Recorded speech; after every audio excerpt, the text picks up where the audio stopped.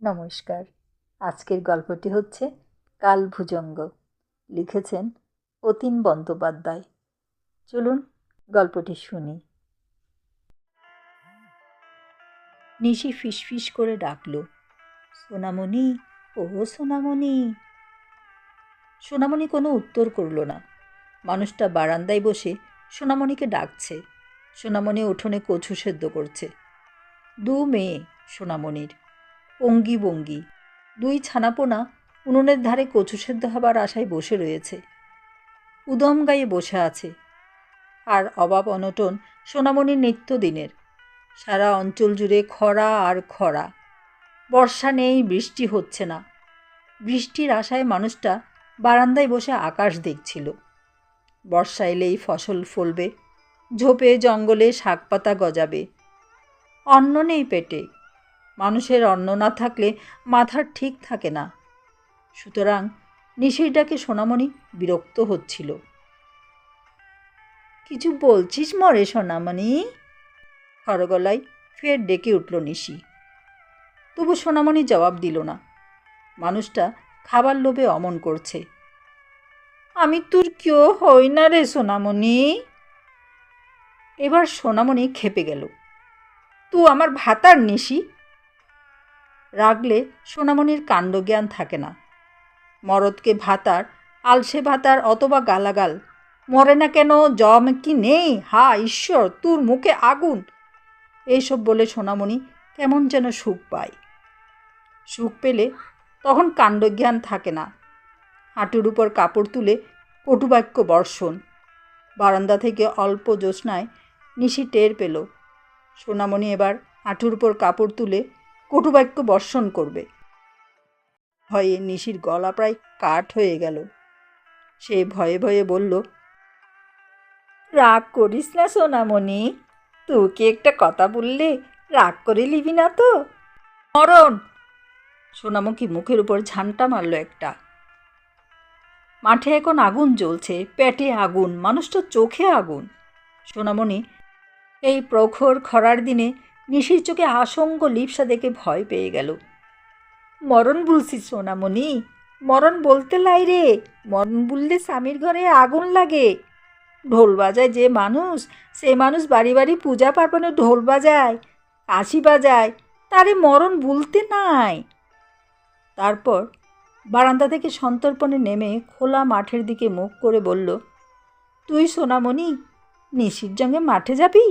বড় মাঠ, মাঠের দক্ষিণ সামুদে সরকারি খামার। খামারে বাবুরা বীজের ধান্য বুনেছে। সোনামণি রে, ও সোনামণি, কি ধান্য, কি ধান্য বলে নিশি একটা ঢোক গিলল। নিশি যে ঢোল বাজায় পূজা পার্বণে, যে কাশি বাজায় পূজা পার্বণে, মুচিরাম হিঁদে যার বাপ ছিল, 5 কাঠা জমির উপরে যার ঘর ছিল, যার এখন কিছুই নেই, সব বন্ধক নিয়েছে ভালো মানুষের ছাপ শশী। শশী এখন বাবু। বাবু শশী খামারে এখন দারোয়ানের কাজ করছে। সোনামণি বলতো, নাগর আমার। সে নাগরের বিয়েতে কন্যার অন্নপ্রাশনে ঢোল বাজিয়েছে নিশি। পাপ মুছে পুণ্য তুলে দিয়ে এসেছে। আর ধান্য দুর্বা ঢোলের উপরে নিশি কত মঙ্গল কামনা করেছে শশীর। সেই শশীবাবু 2 ঘণ্টা টাকায় জমি বন্ধক রেখে সোনামণি সহ নিশিকে বিভাগী করে দিল। নিশির 2 মেয়ে, অঙ্গি বঙ্গি। ওরাও পূজা পার্বণে নিশি ঢোল বাজাতে গেলে ছোট গামছা পরে সঙ্গে সঙ্গে যায়। বাপের সঙ্গে বাড়ি বাড়ি কাশি বাজায়। কিন্তু খরা, প্রবল খরা। এখন আর কে কার পাপ মুছে পুণ্য নেয়? তাই অঙ্গিবঙ্গি 2 মেয়ে কচু সেদ্ধ পাতে তুলে খুব তাড়িয়ে তাড়িয়ে খাচ্ছে। বোধ হয় 2 মেয়ের তাড়িয়ে তাড়িয়ে খাওয়া দেখেই নিশি আগুন হয়ে উঠেছিল। পেটে আগুন, পিঠে আগুন, সারা মাঠময় শুধু আগুন ছড়িয়ে আছে, ক্ষুধার আগুন। নিশি ক্রমশ ধৈর্য হারিয়ে ফেলছিল। ও সোনামণি, শুনতে পেয়েছিস? 2 মেয়ের খাওয়া দেখে সহ্য হচ্ছে না মানুষটার। সোনামণিও আগুন হয়ে আছে ভিতরে ভিতরে। সে দাঁত শক্ত করে বলল, শুনতে পেয়েছি গো নাগর, সব শুনতে পেয়েছে। তবে সে আবার গলে গলে পড়ল। আর সোনামণি, ও সুমি, তবে দে, দুটো খেয়ে নিলে শান্তি পাই। আমার মানুষ রে, বলে সোনামণি কপালে করাঘাত করল। প্রায় বিলাপের মতো সুর ধরে বলতে থাকলো, আই ছানাপোনা পাক পাকালির হয়, গাছের পাতা মাছের মাথা, হেথা ওথা যা মিলেলি আসে, ছানাপোনার কষ্টে পাক পাকালির ঘুম থাকে না চোখে, আর তুই এক মনুষ্যের ছানা, মেয়ে দুটো খেয়ে নিচ্ছে, তোর সহ্য হচ্ছে না।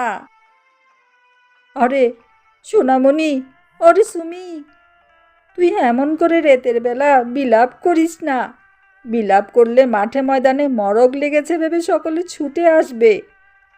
আমি এক মানুষ, ঢুলি মানুষ, আমার দুই মেয়ে অঙ্গি ভঙ্গি, ঢুলি মানুষের অমঙ্গল বইতে নাই। নিশির ইচ্ছা হলো ঘরে ঢুকে ক্ষুধার ঝালায় ঢোলটা কাঁধে নিয়ে মাঠে নেমে যায়। মেয়ে দুটো কচু কদু সিদ্ধ কাচ্ছে। সোনামণি কাঠের হাতা নিয়ে বসে রয়েছে। ওরা পাতিরটুকু শেষ করে ফেললেই বাকিটুকু ঢেলে দেবে। নিশির ঢোল নিয়ে ছুটতে ইচ্ছে হলো মাঠে। তারপর ঢোলের উপর বোল তুলে ছড়রা ছুটিয়ে মাঠ ময়দানে আগুন ছড়িয়ে দিতে ইচ্ছে হলো তার। খরার আতঙ্কে সোনামণির গলার টিপে ধরতে ইচ্ছে হলো।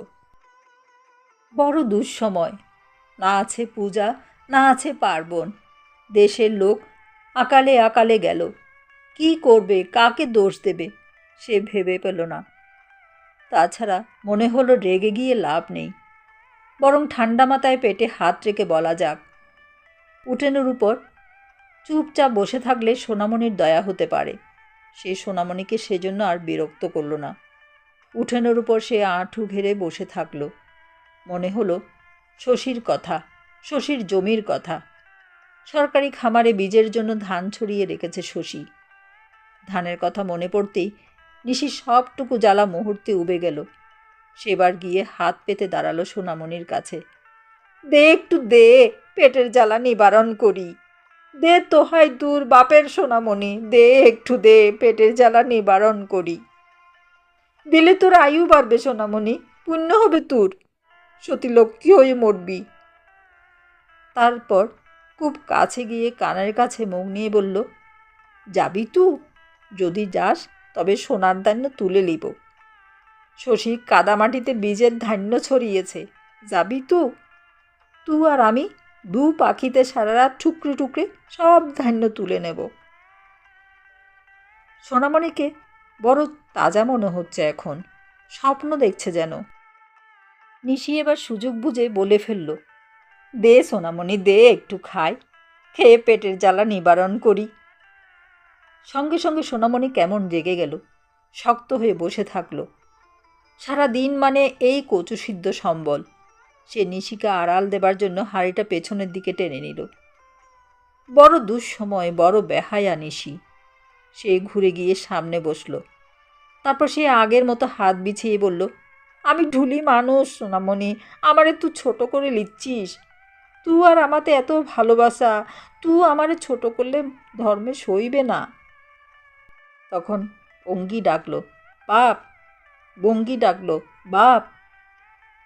তখন সোনামণির টিনের ভাঙ্গা থালায় অবশিষ্ট কচু সেদ্ধ দুবাক করে নিশির পাশে খেতে বসে গেল। লে খা, এবারে কি বলবি বল। সোনার ধান্য আছে গো মাঠে। নিশি কচু সেদ্ধ মুখে আলগা করে দেবার সময় কথাটা বলল। এমন করে বলল যেন স্বপ্নে দেখা গুপ্তধনের খবর দিচ্ছে। কোথায়? শশীর খামারে। নিশি দুলে দুলে এত বড় খবরটা ভালো করে এবার শোনালো সোনামণিকে। অঙ্গি বলল, আমি যাব বাপ। বঙ্গি বলল, আমিও যাব বাপ। দেখলি তো? সোনামণি ঢকঢক করে জল খেলো। তারপর এনামেলের থোবড়ানো ঘটিটা পাশে রেখে বলল, গেলে কি অধম্যটা হবে শুনি? ধরা পড়ে যাব। চুপি চুপি যাব, কেউ টেরটি পাবে না। ওরা খুঁটে খুঁটে ধান তুলে নিবে। অঙ্গিভঙ্গি দুই মেয়ে, সুদিনে দুর্দিনে এই দুই মেয়ে। সুদিনে ফসল কাটা হলে মেয়ে দুটো মাঠময় ঘুরে বেড়ায়। কোন মাঠের কোন সামুতে ইঁদুরে গর্ত করে ধান চুরি করে নিয়েছে তার খবর বয়ে আনে ঘরে। তখন নিশি আর ঢোল কাঁধে লয় না, মাথায় ফেটি, কাঁধে কোদাল। নিশুতি রাতে দুই মেয়ে সঙ্গ দেয়। সরু হাতে অঙ্গিভঙ্গি দুই মেয়ের গর্তের ভেতর থেকে গুচ্ছ গুচ্ছ ধান তুলে আনে, অথবা ওরা পাহারা দেয়। মাঠময় চোখ সজাগ করে রাখে। বাপ, কে যেন আসে। বাপ, ওটা কি? বাপ, কোদালে যেন কি লেগে আছে, রক্ত লেগে আছে। রক্ত বাপ, কিসে রক্ত? ইঁদুরের। তখন হেই হেই করে নিশির চিৎকার, না রে না, ইঁদুর বাঁদুর কিচ্ছু লয় মা। মা বসুন্ধরার কন্যা, মা মনসার বাহন, ভুজঙ্গ, কালো রঙের ভুজঙ্গ, সিক সিক করছে আর মাথাটা দোলাচ্ছে। কিন্তু সেবারে কি হলো বাপ? কোদাল মেরে মেরে হয়রান নিশি। কোন সুদূরে ইঁদুরে ধান টেনে নামিয়েছে টেরটি পাওয়া যাচ্ছে না। কোথাও ধানের গুচ্ছ নেই একটা। হায় হায়, পরিশ্রম ভিতাই গেল। রাগে দুঃখে গান বেজে এলো নিশির গলায়। সময়ে ওটা সুখের গান ছিল, কিন্তু নেই, ধান গর্তের ভিতর কোথাও নেই। প্রায় মাঠ চষে ফেলেছে নিশি। নিশুতি রাতে অঙ্গিভঙ্গির ভয় ধরে গিয়েছিল। তখন নিশির নজর হক্ষরে থেমে গেল। গর্তের মুখে আলিশান ভুজঙ্গ, কালো রঙের ভুজঙ্গ। কোদাল মারলে সামান্য লেজটুকু কাটা যাবে, গোটা শরীর গর্তের ভিতরে। হায়, তবে সব যাবে। ভেতরে সোনার ধান্য আছে। তবে এবারে কি করি বলে এক হ্যাঁচকা টান লেজ ধরে। হাত বিশেক দূরে আলিশান ভুজঙ্গটা ভুঁইয়ে পড়ে থাকলো কিছুক্ষণ। তারপর যায় কোথায়? নিশি দেখল ভুজঙ্গটা ওকে তেড়ে আসছে। নিশি ছুটতে লাগলো, ঘুরতে লাগলো। নিশি এঁকে বেঁকে চলতে থাকলো আর হাঁকতে থাকলো, অঙ্গিভঙ্গি ধান তুলেলে, আমি ভুজঙ্গের ডাঙ্গায় তুলে আড়াল করে নিচ্ছি।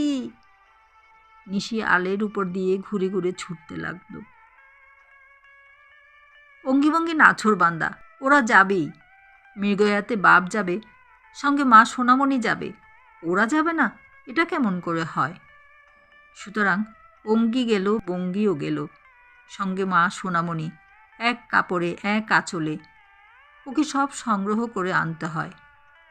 নিশি কাঁধে গামছা ফেলে কোমরে নেংটি এঁটে সকলের আগে আগে চলল আর গান ধরল, সুখের গান। গহন মাঠ, দূরে লণ্ঠন নিয়ে শশী খামারে উঠে যাচ্ছে। সে মাঠের ভিতর একটা ভাঙা টিন বেঁধে রেখেছে। টিনটা থেকে থেকে বেজে উঠছিল। একটা দড়ি মাথার উপর দিয়ে টেনে নিয়ে গেছে খামারে। শশী থেকে থেকে টিনটা বাজায়। নদী থেকে, বিল থেকে পাকপাকালি উড়ে আসার সম্ভাবনা। বীজ ধান বলে শশীর চোখে ঘুম নেই। যখন দেশে আকাল, যখন দেশে শস্য মিলছে না, ইঁদুরে বাঁদুরে শস্য খেয়ে নিতে কতক্ষণ। শশী খামারে বসে এখন শুধু টিন বাজাবে। নিশুতি রাতে শব্দটা বড় ভুতুরে মনে হয়।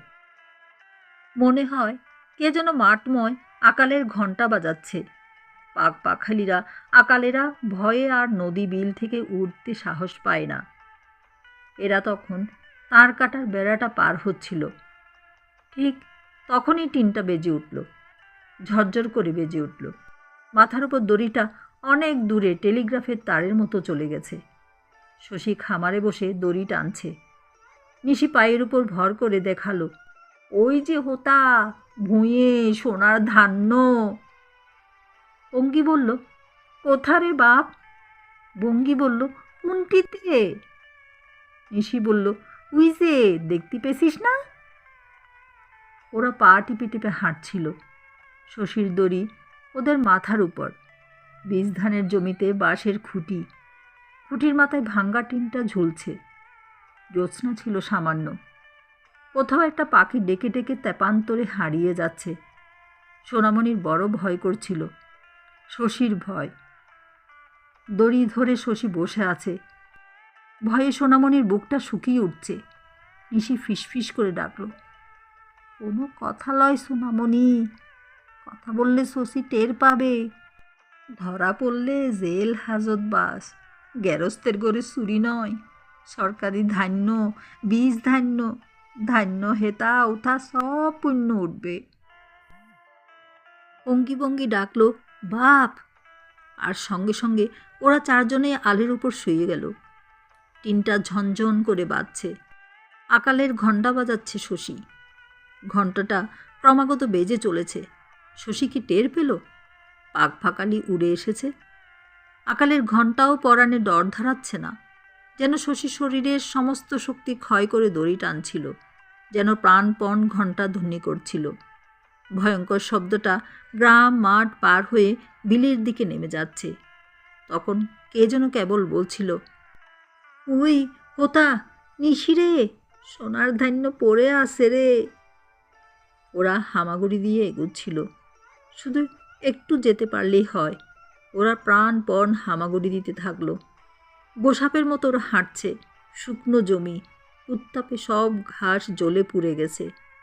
ওদের হাঁটু থেকে কনুই থেকে রক্ত ঝরছিল। ওদের হুঁশ ছিল না। ওরা বীজ ধানের জমি নাগাল পাবার জন্য অধীর, এবং বীজ ধানের বুই নাগাল পেয়ে নিশে আনন্দে প্রায় কিছুক্ষণ জমিতে হাত রেখে মরার মতো পড়ে থাকলো। সোনামণি ডেকে উঠল, মানুষটা কতকাল অন্নের মুখ দেখেনি, কতকাল ওরা অন্নভোজন করেনি। সোনামণি ভয়ে ডেকে উঠল, হেই, মাথার চুল ধরে টানল, এই কি হয়েছে তোর? সোনামণির ভয়। নিশি দুবলা, নিশি এত দূর আসতে গিয়ে ফুসফুসটা জখম করে ফেলেছে। ফুসফুস করে হাওয়া বের হয়ে গেলে আর কি থাকলো? নিশি, নিশি! সোনামণি ফের ডেকে উঠল। নিশিবার চোখ মেলে তাকালো এবং খপ করে হাতটা ধরে ফেলল সোনামণির। তারপর ভুঁইয়ের ভেতর কাদার জমির ভিতর নেমে গেল। ওরা প্রায় 4টা পাখির মতো খুঁটি খুঁটি যেন ধান খেতে থাকলো। মুঠি কুটে খুব সন্তর্পণে আলগোচে হাত বাড়িয়ে তুলে আনলো ধান। 1টা ধান, 2টো ধান, একসঙ্গে 5টা 7টা ধান তুলতে পারছে না। 5টা 7টা ধান তুলতে গেলে এক মুঠো কাদা উঠে আসছে। জ্যোৎস্নার প্রায় মরে আসছিল। ওরা ধানে চেয়ে কাদা তুলে ফেলছিল বেশি। খুশি খামারে বসে দড়ি টানছেই, এক মুহূর্তের জন্য থামছে না। থামলেই ওরা 4টা পাখি ভুঁইয়ের সঙ্গে মিলে যাচ্ছে। হাতে পায়ে কাদা, শরীরে কাদা, সর্ব অঙ্গে কাদা লেগে আছে। চোখ মুখ দেখলে এখন কে নিশি, কে সোনামণি, আর কে অঙ্গিভঙ্গি বোঝা দায়। ঠিক পাখির মতো ওরা 1 পা 2 পা করে এগুচ্ছিল। কাদার ভিতর হামাগুড়ি দিচ্ছিল। ধান খুঁটে যে যার গামছায় রাখছে, সোনামণি ধান তুলে আঁচলে রাখছে। ধানের সঙ্গে কাদা আর জমি থেকে জল চুষে আঁচলটা ক্রমশ ভারী হয়ে উঠেছে। ধান সামান্য, কাদা চলে গামছা ভরে গেল নিশির। সে কি করবে ভেবে পেল না। ধীরে ধীরে সোনামণির কাছে বুদ্ধির জন্য উঠে গেল। কাছে গিয়ে দেখল সোনামণি গোসাপের মতো কাদা হাঁটকাচ্ছে। শরীরে কোনো বাস রাখেনি। সোনামণির অঙ্গ ছোলা মুরগির মতো। গোটা শরীরটা ভুঁয়ে বিছিয়ে রেখেছে। হে তাড়াতাড়ি ধান তুলে নিচ্ছে, কারণ শশীকে বড় ভয় সোনামণির। শশী বড় চেনা মানুষ, কঠিন মানুষ। মনে হতেই দাঁত শক্ত হয়ে গেল সোনামণির। কটুবাক্য বর্ষণ করতে ইচ্ছে হলো। বেইমান শশী, ন্যামক হারাম শশী! লজ্জা সরম মানুষটা দিন দিন উবে যাচ্ছে। পয়সা হাতে আসতেই শশী তবলাডুগি কিনে বোলানের একটা দল করে ফেলল। ওস্তাদ শশী সোনামণিকে তাড়ি খাবার লোভ দেখালো। সোনামণির সোনার ধান্য চুরির লোভে নিশি বাড়ি না থাকলে শশীর ঘুরঘুর করা বেড়ে যেত। শশী, তুমি গোলাম হে শশী! সোনামণির চোখে আগুন জ্বলছিল, জিভ ভয়ে শুকে আসছিল, আর সেই এক সিংহের খেলা দেখানো চোখ সোনামণির। সামান্য দূরে অঙ্গিভঙ্গি, সেচের জলে বীজের ধান। সেই দান তুলে এদিকে এগিয়ে আসছে অঙ্গিভঙ্গি, আর সেই মানুষ নিশি, কুঁড়ে মানুষ বসে বসে সোনামণির তামাশা দেখছে। সোনামণি খেঁক্কে উঠল। নিশি আমতা আমতা করে বলল, গামছা ভরে গেল সোনামণি, দান লেবোটা কিসে? হারে আমার মরদ! সোনামণি ফের দুঃখের দাঁত শক্ত করে ফেলল। এখন বর্ষার সময় নয়, নাচ কোদনের সময় নয়, এখন শুধু ধান তুলে নেবার সময়। নিশিকে বসে থাকতে দেখে আগুনের মতো শরীর জ্বলে উঠেছিল। সে কি ভাবল। তারপর সহসা নিশির নেংটিটা হ্যাঁচকা টানে ছুঁড়ে ফেলে দিল দূরে। নিশি বলল, হ্যালো সোনামণি, হ্যালো সুমি, আমি নিশি, আমি ঢোল বাজাই পূজা পার্বণে। আমারে তুই উলঙ্গ করে দিলি। মরদের কথা শুনো।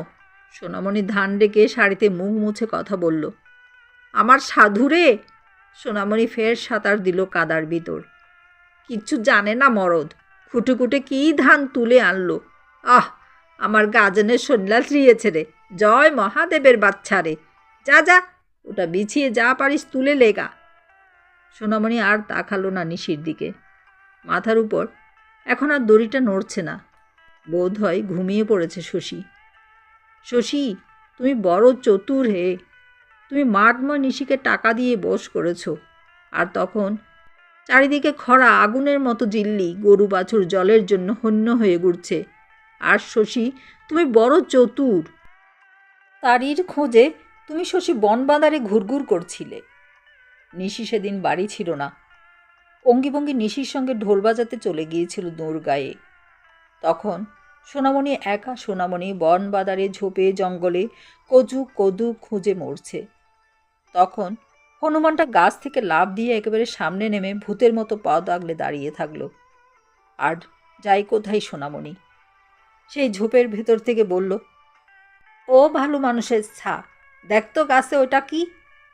আর যখন লোকটা গাছ দেখতে দিয়ে বলল, ওই কোথাও তো কিছু দেখতে পাচ্ছি না রে সোনামণি। ওই রে, কি দেখালি, কি দেখাবি তুই আমারে। তখন সোনামণি তাড়াতাড়ি ঝোপ থেকে বের হবার হাঁক খুঁজছে। বের হবার জন্য প্রাণপণ চেষ্টা করছে। সব লতাপাতার ঝোপ কোনো রকমে লতাপাতা গা থেকে সরিয়ে মাঠে নেমে যাবার চেষ্টা করছে এবং বলছে, দেখ দেখ, গাছের মাথায় পাখিটা ডিম পারছে দেখ। কিন্তু হায়, মানুষটা গাছ দেখছে না, সে সোনামণিকে দেখছে। আমি বলি, ঝোপের ভিতর কে খচখচ করে, দেখি নিশির বউ সোনামণি। বলে মুখটা ঝোপের কাছে নিয়ে হা হা করে হেসে উঠল। কথা শুনে সোনামণি বলল, অত হাসতো ভালো নয় শশী। কেমন শুকনো গলায় কথাটা বলল এবং ঝোপের ভিতর একটা পাখি হয়ে বসে থাকলো। চিৎকার করতে পারল না। কেউ কোথাও নেই। এই ভর দুপুরে এত বড় মাঠে খরা বলে কেউ নেই। আগুন জ্বলছে মাঠে। শশীর সুদের কথা মনে হলো। সঙ্গে সঙ্গে শশী সেই যেন এক আলিশান ভুজঙ্গ হামাগুড়ি দিয়ে ঝোপের ভিতর ঢুকতে চাইছে। সোনামণি বলল, ও মা গো বলে ফুরুত করে মাঠের ভিতর উড়ে যেতেই খপ করে আলিশান ভুজঙ্গটা ওর একটা পা কামড়ে ধরল যেন। পাখি গাছে ডিম পাড়ে, বড় বড় ডিম, মুরগির মতো ডিম। তারপর সোনামণির শরীরের ভিতর কোথাও না কোথাও ডিম আছে, মুরগির ডিম লুকানো আছে। সোনামণির শরীরে মুরগির ডিম লুকিয়ে রেখেছে। তাই শশী ডিমের জন্য ডিম বের করার লালসায় ওকে তছনছ করে দিতে গিয়ে দেখল সোনামণি ওর হাতে কামড় বসিয়ে দিয়েছে। সোনামণির চোখ দুটো কালো ভুজঙ্গের মতো ফোঁস করছিল। তখন সোনামণির কাণ্ডজ্ঞান ছিল না। কচু কদু ফেলে সোনামণি এক সময় ছুটতে থাকলো। নিশি এখনও পাশে বসে রয়েছে। ওকে সোনামণি টান মেরে উলঙ্গ করে দিল। সে রাগে দুঃখে প্রায় কথা বলতে পারছিল না। সোনামণিকে বড় ভয় তার। তবু কাথর গলায় বলল, আমি ঢোল বাজাই, পাপ ফেলে পুণ্য আনি, তুই আমারে সোনামণি উলঙ্গ করে দিলি। সোনামণি ধান দেখে রসে বসে আছে। ওর সব দুঃখ কষ্ট এই ধান। এত ধান হরণ করে নিয়েছে। সে উল্লাসে প্রায় নিচু গলায় গান ধরেছিল। তারপর বলল, কত সোনার চান্দে পরাণ কান্দে, ও নিশি তুই আমারে মেরে ফেল রে। কি সে কি কথা হয় নিশি বোঝে না। সোনামণি এখন প্রায় পাগলের মতো হাসছে, কথা বলছে। কথা তো নয়, যেন সুর ধরে চড়ক পূজার দিনে মেলার শুনিমাসির মতো কণ্ঠ খুলে দিয়েছে। বিরক্ত হয়ে নিশি বলল, তোর পরাণ এত উথাল ফাতাল করে কেন রে সোনামণি? তখন এই খামার বাড়িতে কার গলা যেন হেঁকে উঠল, ও সামুতে কার গলা পাই হে, এত রাত্রে কার গলা পাই? সোনামণি গলা চিনতে পেরে বলল, হেই এই নিশি, কি বলছে শুনেলিছিস? কি বলছে? বলছে কার গলা পাই হে। নিশি দুবেলা নিশি তাড়াতাড়ি করে মাথায় পোটলা তুলে ছুটতে থাকলো। মেয়ে দুটো বাপের পেছন ছুটতে থাকলো। যাবার সময় নিশি বলছিল, বলিসি না অত হাসা ভালো নয়। ও সামুতে কে কথা বলে হে, জবাব নেই কেন? অন্ধকারে মনে হলো শশী দানবের মতো থপথপ করে খামার বাড়ি থেকে নেমে আসছে। আকালের ঘণ্টা ওর হাতে এখন বাঁধা নেই, অথবা মনে হলো কালো কুচকুচে এক ভুজঙ্গ পাখি ধরার জন্য নেমে আসছে। সে খুব জোরে হাঁটছিল না, কারণ ফাঁদের ভেতরে পাখি ধরা পড়েছে। ও যেন গলা শুনে আকালের ঘণ্টা বাজাতে বাজাতে সব টের পাচ্ছিল, সুতরাং সে চোর চোর বলে জোরে পর্যন্ত চেঁচালো না। চাঁদের আলোটুকু পর্যন্ত মরে গেছে। নিশুতি রাতের অন্ধকার তেমনি ভয়াবহ। বিলে সেই এক পাখি তখনও ডাকছে, আর কাদা জলের ভিতর সোনামণির পায়ের শব্দ ভেসে বেড়াচ্ছিল। সে নিশির সঙ্গে ছুটে যেতে পারল না। নিশি ছোট্ট একটা পুটলি মাথায় করে ধুতো চলে গেল, কিন্তু সোনামণির পুটলি ভারী, সে কিছুতেই বোঝাটা মাথায় তুলতে পারল না। দূরে নিশি ছুটছে, অঙ্গিভঙ্গি ছুটছে। সোনামণি মাথায় তুলে নেবার জন্য আরও দুবার চেষ্টা করল। বারবারই জলে কাদায় পড়ে যাচ্ছে সোনামণি, পা হড়কে যাচ্ছে, পা শক্ত করে কাদার ভিতর দাঁড়াতে পারছে না। পালাবার জন্য বোঝা নিয়ে সে টানা হেঁচড়া করতে থাকলো। টেনে টেনে বোঝাটা ভুঁইয়ের এক পাশে নিয়ে আসার চেষ্টা করলো, পারল না। চোখ মুখ ক্রমশ শুকিয়ে আসছে ভয়ে। ক্রমশ সোনামণির হাত দুর্বল হয়ে যাচ্ছে। শশী এখন সেই এক দানবের মতো, অথবা সেই এক আলিশান ভুজঙ্গ খাবো খাবো করছে, যেন বড় উল্লাস শশীর। আর হায়, সোনামণি সামান্য এক প্রাণ কাদার ভিতর পাখির মতো ধরা পড়ে গেল। শশী রসিকতা করে যেন হাঁকল, সাহস তো তোর কম লয় হে, জবাব দিচ্ছে না কেনে? সোনামণি বুঝল এত বড় বোঝা ওর তুলে নেবার ক্ষমতা নেই। বুঝল এত কষ্টের সংগ্রহ পানের চেয়েও মূল্যবান পুটলিটি ফেলে গেলেও রেহাই পাবে না। এখন ছুটতে গেলেও ধরা পড়ে যাবে। শশী এখন হাত 10 দূরে দাঁড়িয়ে আছে। সে আর এগুলো না, সে বোধহয় দাঁড়িয়ে পাখিটার তামাশা দেখছিল, কাদার ভিতর হুটুপুটি দেখছিল। শেষে দরাজ গলায়, যেন পাখি আর পালাতে পারবে না এমন এক দরাজ গলায় হাঁকল, কে ভুঁইয়ের ভেতর হুটুপুটি করছে হে? অন্ধকারে সোনামণি কি করবে ভেবে পেল না। ভয়ে উত্তেজনায় অস্থির সোনামণি। তবু ছুটে একবার দেখতে পারে, এখনো সময় আছে। যখন আর উপায় নেই, শশী শশী ওর কাল। ওকে ধরে ফেললে দুবেলা নিশিকে নিয়ে পর্যন্ত টানাটানি হবে। তখন মাঠের ভিতর দিয়ে ছোটায় বালো। সে ওর সোনার ধান্য ফেলে ছুটতে থাকলো। কে আছে হে, দেখ দেখ, চোর পালাচ্ছে, খামারে চোর পড়েছে। শশী এই বলে হাস্য ছড়ালো। তারপর শশী চোর ধরার মতো অন্ধকারে সোনামণির পেছনে পেছনে ছুটতে থাকলো। সোনামণি আপ্রাণ ছুটছে, অন্ধকারে ছুটছে। তার কাঁটার বেড়া সামনে, বেড়াটার সামনে সোনামণি পথ পেল না পালাবার। শশী চোরের উপর হুমড়ি খেয়ে পড়ল, কিন্তু সোনামণির গা পিছল, কাদা জলে গা পিছল। পাঁকাল মাছের মতো সোনামণি শশীর শক্ত বাহু থেকে হড়কে গেল। হড়কে গিয়ে দিক বিদিক জ্ঞান শূন্য সোনামণি। সোনামণি অন্ধকারে ছুটছে, যেদিকে ভুঁই আছে সেদিকে ছুটছে। সেই অন্ধকারে মাঠের ভিতর দাঁড়িয়ে দুহাত উপরে তুলে জনহীন প্রান্তরে শশী চিৎকার করে উঠল, তুমি সোনামণি, তুমি জানো না আমি শশী, আমি কাল শশী, তোমাকে আমি ফাঁদে ফেলেছি হে সোনামণি। ফাঁদের কথা শুনে সোনামণি আর ছুটতে পারল না। হাত পা অসাড় হয়ে গেল। চারিদিকে অন্ধকার, চারিদিকে তার কাটার বেড়া, আর সেই আকালের ঘণ্টা কে যেন কেবল বাজিয়ে চলছে। হা আমি ঈশ্বরী, আর ছুটতে লাগছি বলেই সে ভুঁইয়ের উপর লুটিয়ে পড়ল। জমির পাড়ে দাঁড়িয়ে শশী হা হা করে সে হাস্য চড়ালো। খাকি হাফ প্যান্ট পরা শশী কাদার ভিতর নেমে গেল উধম গায়ে।